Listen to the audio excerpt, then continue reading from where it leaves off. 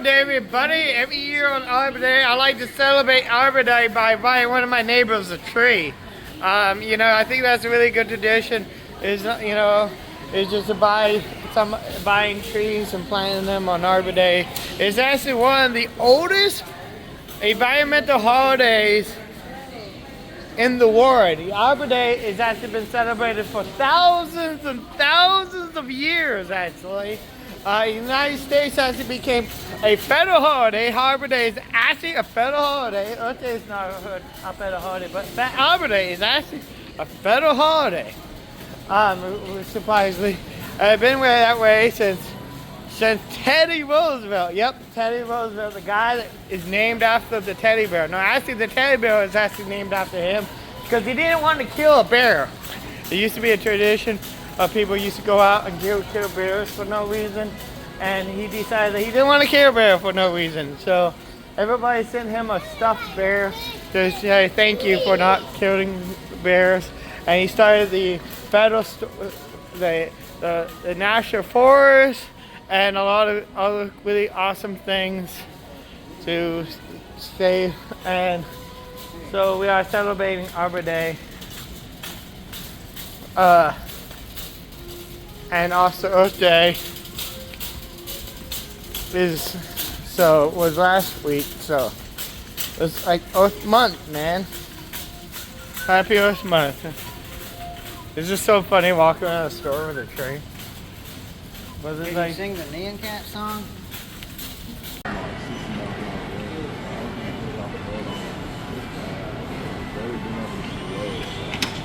Thank you guys for liking, subscribing, sharing the video, and all those things, because that's definitely a good way to support the channel. But if you guys really want to help support, me buying trees with my own hard-earned money, that I spend all day working installing solar panels, on some guy's house today, which is another thing I did today, was spend the day installing solar panels. You guys can support me by donating $3 a month to my channel, so I can help make dreams come true. So yeah, we are watering the tree, and we are starting. Go. So when you water a potted plant, it's very important to water until water runs out of the bottom of the pot, because that flushes out the salt. There's salt in there, and they're called fertilizer or mineral salts. And those salts are a product of the metabolic processes that the roots undergo in their growth cycle. And then you don't want to water all the time and keep the soil soaking wet all the time. Right now it's going to be soaking wet because I'm watering so much that it's flushing out the bottom. What you want to do the next time you water, you want to wait until the roots drink up all of that water and the soil is completely dried out and has had a chance to go through there's an air cycle that happens at the end of the roots growing cycle, and the roots really appreciate that dry environment for a period of time, not so much that the leaves fall off, but to the point to where the leaves are beginning to wilt. Then you know that tree is thirsty, and by that time, the end of the processes that the roots have gone through, the roots will have expelled some of their waste products, just the same way that the leaves expel their waste products, oxygen. The roots expel certain waste products that we know as salt, mineral salts. What happens if you don't flush those mineral salts out? They'll collect down low at the bottom, and they'll burn the bottom portion of roots that are down in there. Roots can't survive in their own waste products. So this is the important aspect of watering until water comes out the bottom of the pot. Flushes the salt out, and then don't water at all until it's completely dried out. So now, I'm sure water's coming out, and I'm pretty sure this thirsty tree has got... Happy Arbor Day. We out here in the backyard. We got some compost we just mixed up. And some food waste and a bunch of awesome fertilizer things. Banana peels and whatever have left over in the garden. And we dug the hole, put a couple full spoonfuls or shovelfuls in the bottom of the hole just to, get it started. And now we're gonna put the tree in. You want to film me planting the tree, or are you going to be the star of the show? People always get on to me, you're not doing any of the work, you're just filming. I'm like, filming is work, and it's hard to do stuff and film at the same time. It's like you can only do one job at a time. If you try to do 2 jobs at a time, you're going to do both of them half-ass. Usually, so. Is that an original Swiss Army knife? Yeah, the pot, we're going to have to sacrifice this pot because the pot is literally trying to outgrow the pot. It's outgrowing the pot, man.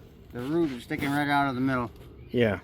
So it's not too bad. You grow from a tree like that, and then you kind of break up the soil on the outside so the roots can start pinching into the plant. I'll show you a better way. I learned this in college. This is our arborist. He's a full-blown arborist. He's been doing tree work for lots of time. He climbed trees and helped heal them and stuff. Cut them in sort of ways to make them last longer instead of waiting for them to blow over on somebody's house.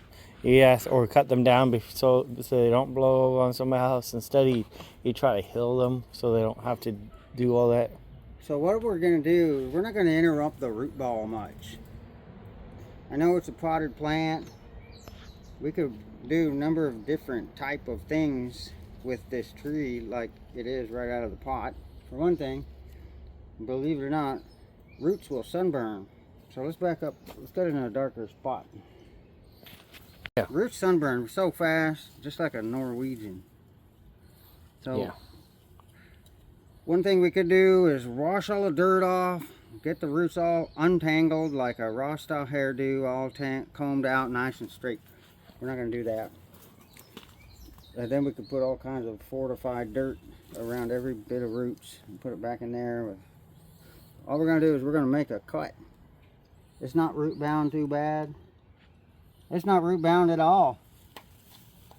It is a little bit right here. Right here you can see the roots are starting to get to the sides of the pot. That's not root bound. Over here where the roots are going sideways against the walls, those are root bound.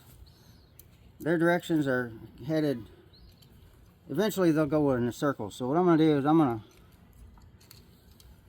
to take the ones, pull them out, just like you said, rough it up a little bit. Just the ones that are starting to go sideways. I don't know what this one going straight down wants to do. Maybe I won't break it. I'll just pull it off a little bit. My glasses are going to become part of it. I'm just going to make a little cut straight across these ones. A little knife. Just a few, that way it kind of slows down their fact that they want to travel along the wall. But I don't want to break up the whole ball because there's a nice feeding system established in there. Decent enough for this little tree here. Yeah. So that should be good. Now the bottom. The bottom of this hole is kind of flat. Maybe I should cut the bottom a little bit too.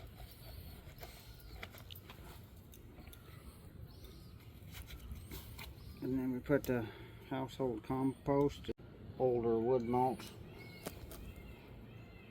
I don't know what these are trying to do. I'll spread out, I guess. I'm going to pull them out a little bit. This one's... It got dry. We watered it just the other day, 2 days ago. Soaking wet. We watered this 2 days ago. We completely soaked it. These feeder roots drank all that water up. Yeah. Which means that these roots are functioning really, you know, they're functioning, right? They're doing their thing. If we break this all up, we're gonna mess with the roots' little ecosystem around themselves. There's themselves, they're tiny little things coming off of the, you know, their tips that we don't even know about. We don't even see them because they're tiny. And not to mention, there's that other kind of stuff. It's not even a root anymore. It's a filament of a fungus that reaches out about another foot beyond the end of the root. That brings water into the plant and nutrients and other weird universal energy of some sort. So we're not going to break that all up because that's within the matrix of how it has established itself. We just need to break what we need to break, and that's it, and not nothing more. Yeah. So, you know, these will go outwards, hopefully. That's the idea. A little sideways one. I already cut across that, didn't I? Alright. So we'll just put it flat like that. Yeah, just rough out the outside, not the inside, just the outside. A little morning bit. sun. That's the morning sun. I'm going to put the, I guess I'll rotate it so that these three little guys can say hello to the morning sun, just like that. We'll trim this hackberry tree back after a while. Okay, you know, it's not perfectly straight up. But it will. The little ones are facing the sun, and the trees facing the morning sun like that. So that's that's good. It will do its thing. It will grow as it wanted to grow. I don't want to overthink it, and that's my main problem in life. Overthinking shit. I'm sorry. The tree knows. Overthinking things. The tree can take care of itself. You know, they've been here for thousands of years, and they're gonna be here for thousands of more years. They can take care of themselves. It's just we just helping them along because it's our job as man, as to be stewards of our society. That's why we was created in God's image in order to be creators and stewards of our word. And what I'm not gonna do is get dirt on the leaves, because dirt will introduce funguses and stuff. The leaves aren't a fungal zone. The soil is the fungal zone. So everything below the soil level is happy to live fungally. The leaves don't need fungus at all. Part of the problems with people and trees is they're always trying to figure out what kind of fungus is eating their trees up. Fungus gets all on the leaves, and then it makes brown, and it starts to eat into the leaf structure, and fungus is no good for the leaves. So I'm paying full attention not to get a soil all over these little guys down here, the best I can. And I'm not going to fill it plumb full. All I'm going to do, maybe I'll go on the other side, bring some of this dirt over there.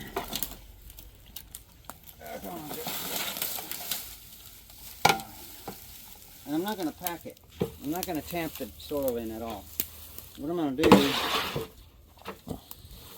is we're going to let water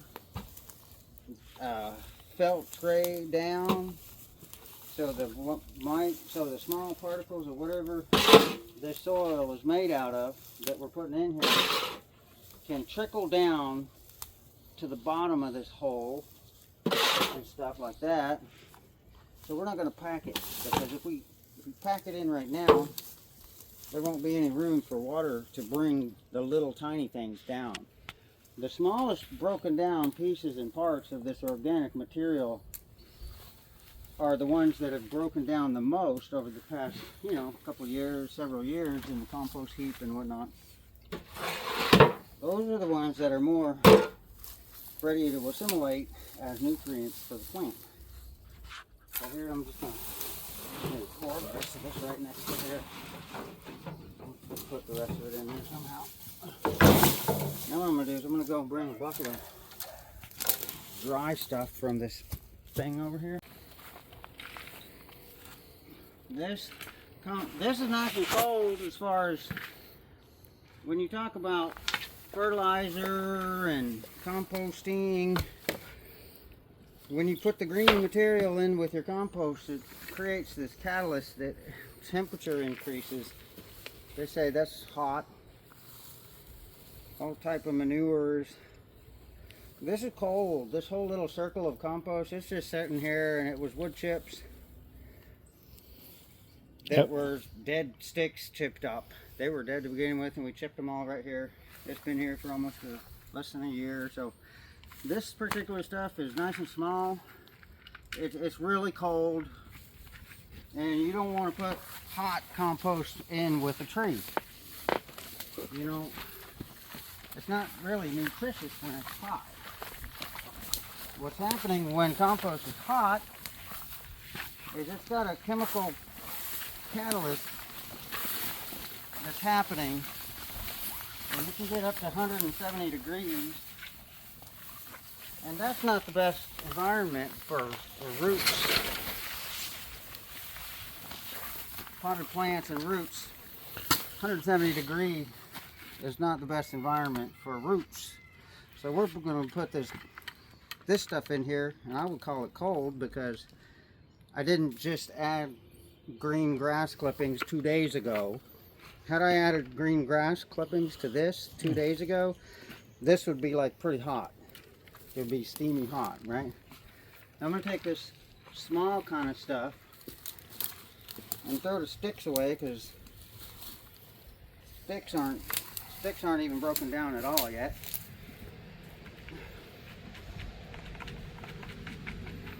Now, I think what I want to do is something that you suggested, and not bury this tree so deep. So what I'm going to do now is I'm going to pick it up a little bit, because it's too deep. The base of all three of these little guys, they're going to get under dirt, underwater. They're going to be drowned. I'm just going to go like this, and I'm going to let the dirt hold it in place. So I'm going to bring it in quite a bit, like about that far, I guess. Now I'm going to take this dry stuff. We'll go get some more dry stuff. It's not really dry, but it's, yeah, I mean, it's kind of not dry, but we're going to water it.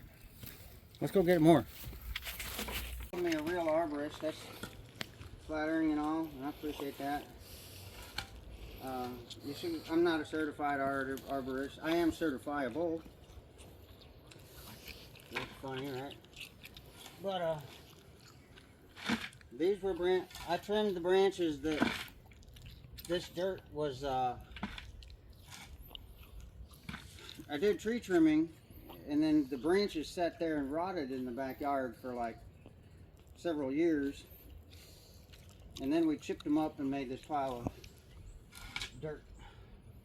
And this is not dirt. This is broken down organic material that is what used to be tree branches of about 15 different varieties of trees and shrubs and branches and whatnot. Well, there's a good mix of ingredients, or as far as what type of wood went into this brown dirt here. In other words, this is not clay. There's no clay in this except for just what's on the bottom. Clay came from a volcano. We have clay. The hole that we dug over there is in black clay.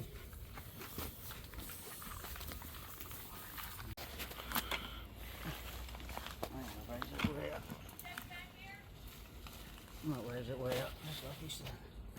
I just raised it up. Alright, so here.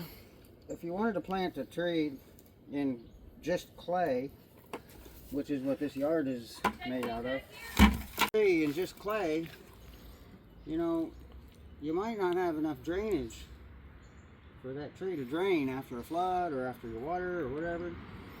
Because clay doesn't really drain. Clay holds water. So we added this other stuff that's organic material, and organic material does drain. More air is allowed to go through it.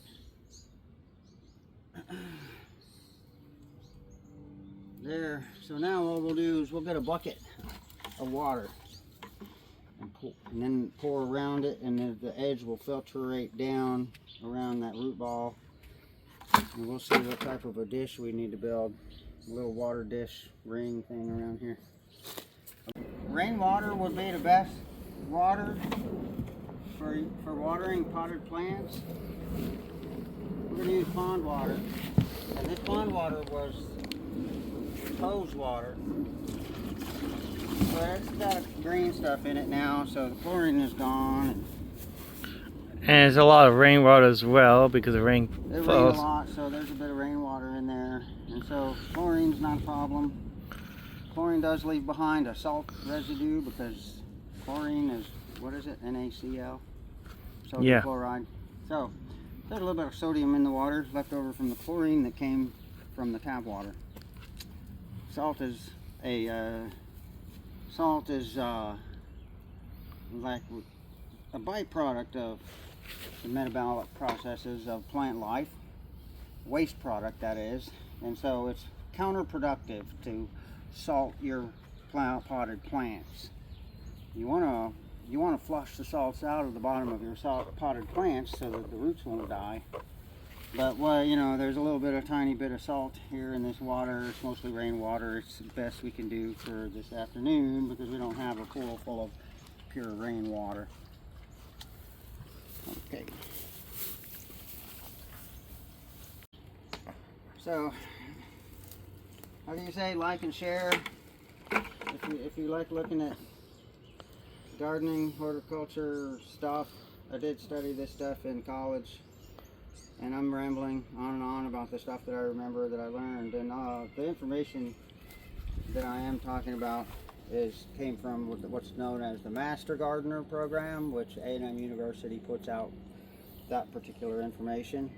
And so as I'm rambling, I'm pulling out of the back of my brain what we had went over in those classes that I was taking some 20, 25 years ago. Here we go. We're watering. So like you said, if you want to learn more about these videos and my work of interviewing the older generation about the stuff that this younger generation are probably going to lose because and stuff like this, and just learning more about this things, please like, subscribe, share this video because of course you're going to like this video. But if you share this video, then there are more people, your friends will see it, and people will see it, and it will just help maybe inspire more people to plant trees and do it correctly. Ooh. Yeah. Remember, drainage is important.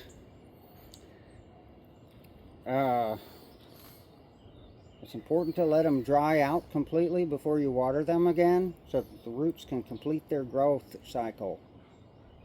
You can learn more about that by studying into the Master Gardener. It's a textbook about 2 inches thick of material from the A&M University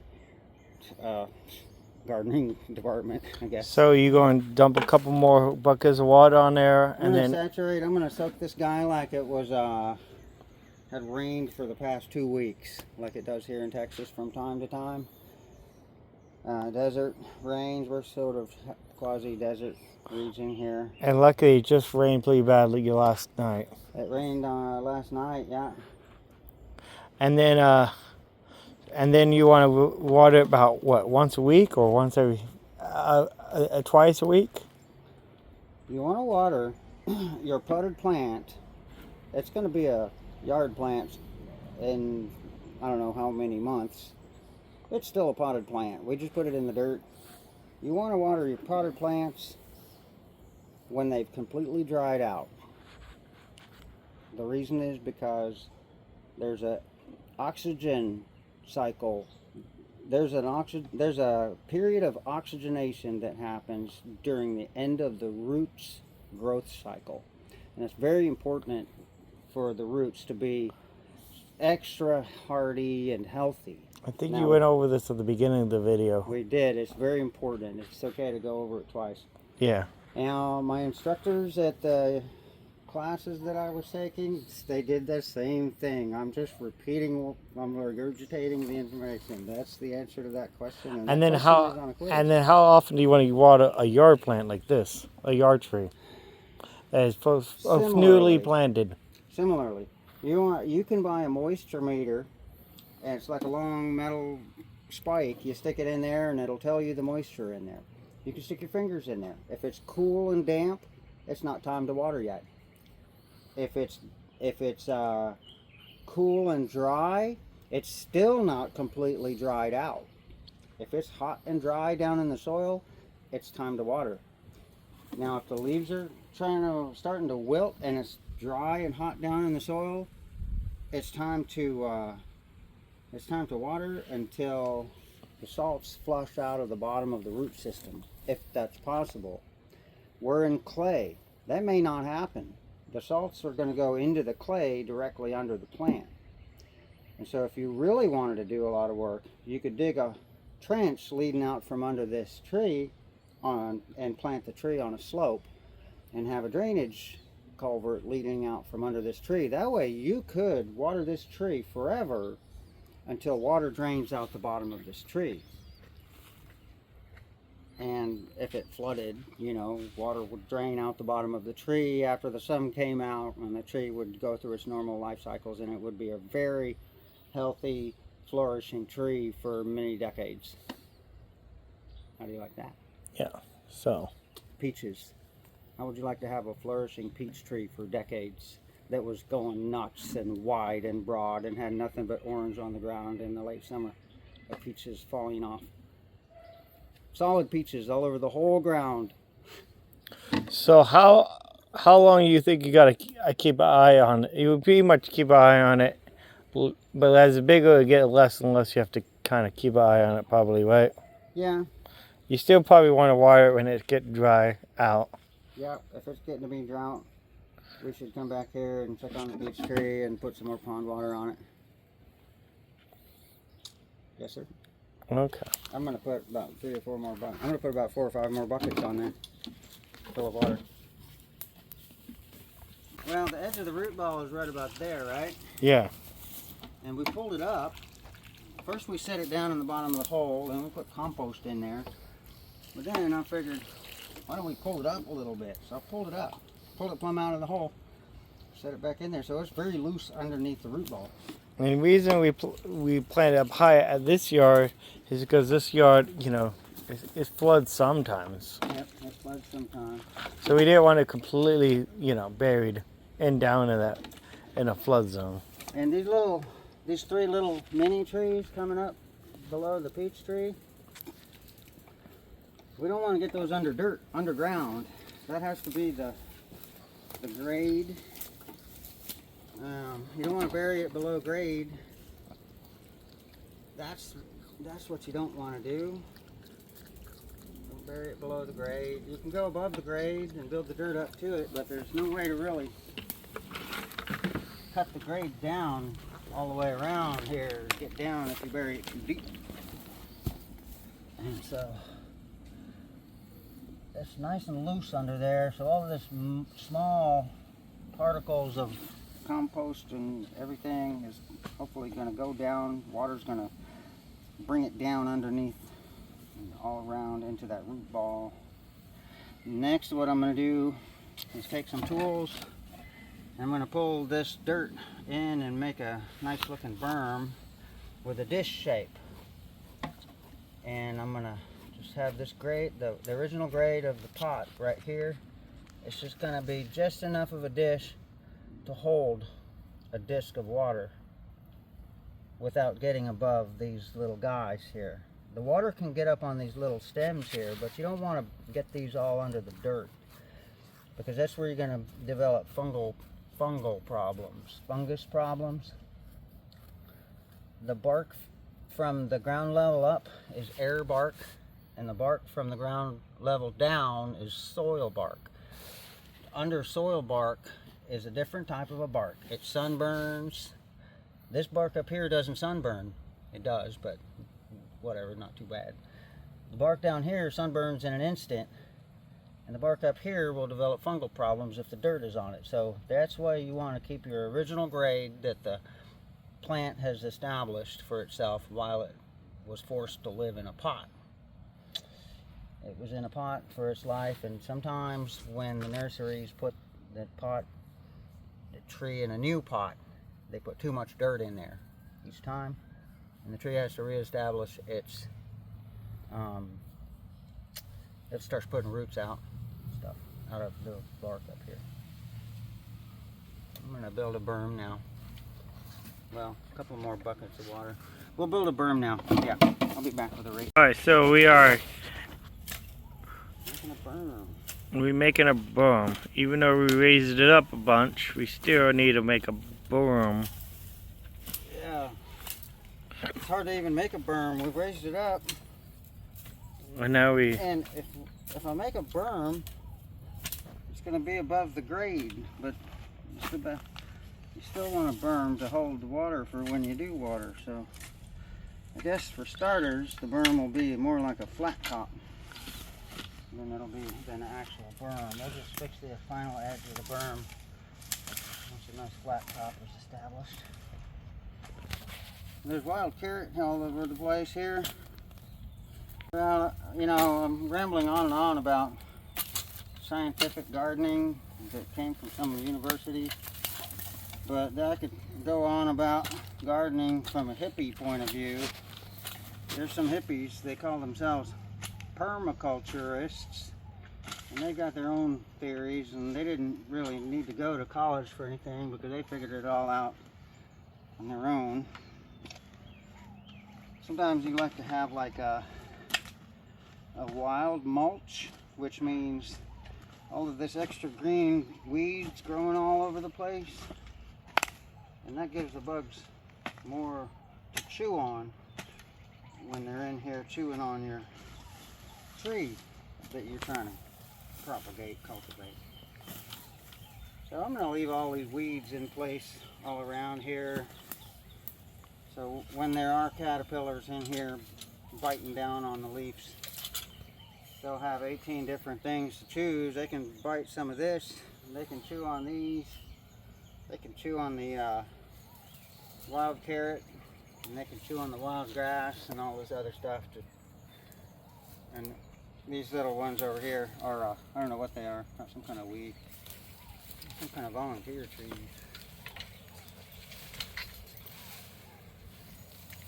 I'm going to make the top of this dish a little bit bigger than the original pot,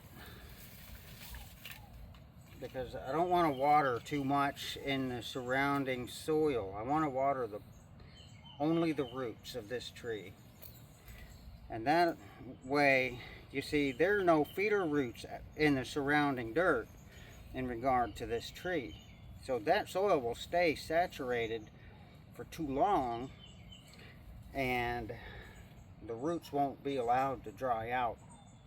We're trying to do the growth cycles to establish a strong root system. So I'm only going to make the dish as big as the pot itself, a little bit bigger, so that the shape of the dish will drain directly into the root ball with, 3-4 gallons of water. And then we'll come back in the summertime, dry day, we'll do it again, and that way the roots will begin to really establish themselves out here. And then, shoot, probably by the end of next year, this thing's going to be, I'll bet you next spring, this thing's probably going to be, 12 feet wide with peaches. There's already peaches on it. We bought it right from the store with peaches already on it. Yeah, they just need time to ripen up. And these little 3 guys here, they're going to go all wide. And somebody else already trimmed this thing down short, right here in the middle. I guess that's what peach orchard people do. So they don't get too tall, so you can still pick the peaches without having to be 10 feet tall. Yeah. Yes, sir. You don't want to be you want to cut the top of the tree off so you can actually pick the peaches, I know, look at this weed. This is a wild carrot. I didn't pull it. And so it'll just sit here and keep growing. I'm gonna leave that there. It'll turn into a crazy wild carrot. It'll be like a protective guarding around the tree. So it'll buffer the sunlight coming into the leaves and whatnot. And help the soil for not dry out so quickly, but There's this thing called transplantation shock.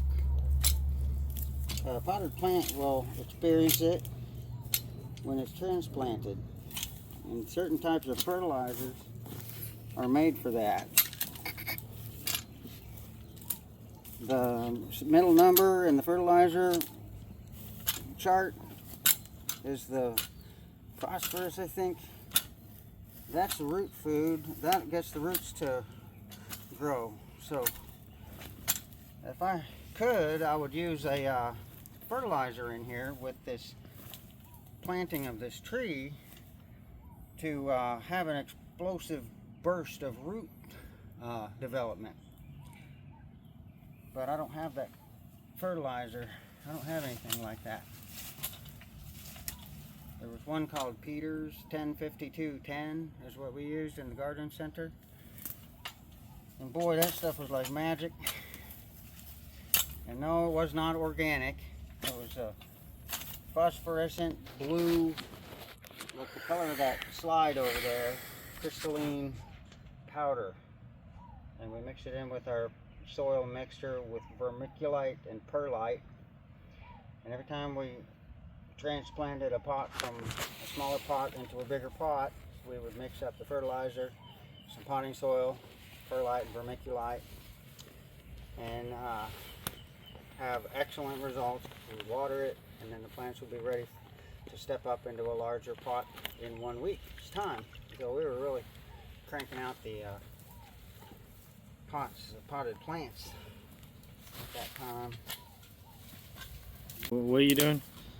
I know I said I don't want to pack the soil around the tree, but I want to pack the clay around this berm because I want this berm to hold water pressure like a dam.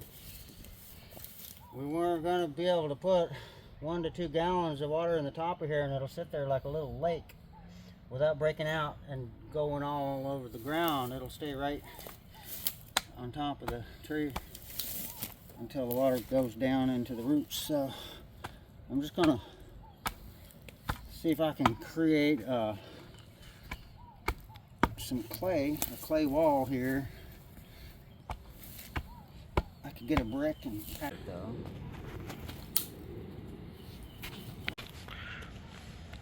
Alright, so we took some of that dry, older wood chips that were turning brown and turning into this looking stuff and put it on the top, and now I'm just spreading it around and making it look nice. Yeah, like frost is like frosting is kind of remind me of frosting a cake.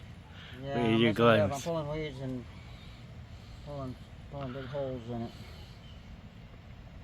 So, these leaves right here, these tiny little green leaves at the bottom, they're coming right at grade. Yeah. And I can trim a couple of leaves off so that the stalks are up above them, but we'll leave them. I don't want to take any leaves off, really. So if we fill up this dish with water, those green leaves will be underwater. And you want leaves to be clean and rinsed, not with dirt specks on them, because the dirt specks on the leaf will make a little circle of fungus that will start to develop right on that leaf. So, I don't know what to do. Let's just do the next step. Let's bring more water. I'll be right back.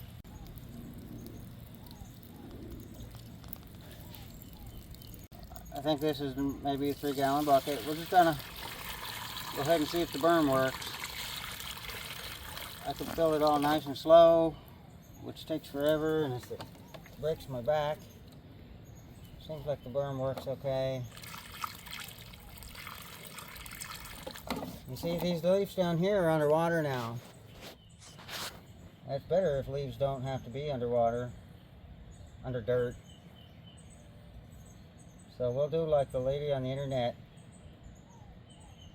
and we'll let them stay for a while, and then later we'll trim the bottom leaves off, so that it'll just be stems that get flooded, but leaves don't get flooded, and so the leaves can be up in the air where they belong, and then watering can happen with the dish, the watering dish here. See, remember I packed the clay tight on the sides because that amount of water would break out if you just made a loosely made berm. And if you tried to fill 5 gallons of water in there, it will just break out like that Katrina. Remember when Katrina broke its levee? Yeah. New Orleans got full of water, yeah, like that. And pretend like New Orleans is down here, and then the levee breaks out, and then no water stays up here and gets down to the root system. We want to keep watering this root system, and that's all we're concerned about in regards to this new transplanted tree. I'll be back with more water. Third bucket of water. Third bucket of water. That's after the berm was made. I think there was already 2 or 3 buckets before the berm got here. So I can say with surety and certainty that that root ball has been completely and thoroughly saturated. Yes, sir. You know one thing, hindsight, I wish I'd have done, but maybe not, is flush the root ball out before putting it in the hole, because whatever salts accumulated over the past couple of days would have been flushed out. But I didn't do that. I mean, that's just, we're not yanking it out of the ground now. Should we pull it out and do it again? No. That's too invasive. How would you like it if you just got a freaking lung transplant and the doctor said, oh wait, it's backwards? You're gonna be like, Doc, it's fine, it works, it's backwards, I'm okay with that. Well, I'm not pulling it out. And now it's seeping out the edge of the bone. Now you know it's saturated. Water is seeping out the edge of the berm, all the way around in the back, like a, I guess if I kept on watering it, it would blow a hole in the bottom and create a tunnel, and then I would ruin it. So I think this is enough water. I'm going to spread this little dry stuff around, nice and flat. The way gravity makes the stuff sit down is prettier. I can't make it as pretty as nature can make it. Thank you. Thank you, and good night. All right. Have a good day. Have a good day. Happy Arbor Day. So Happy yeah. Arbor Day from several days ago. Here's a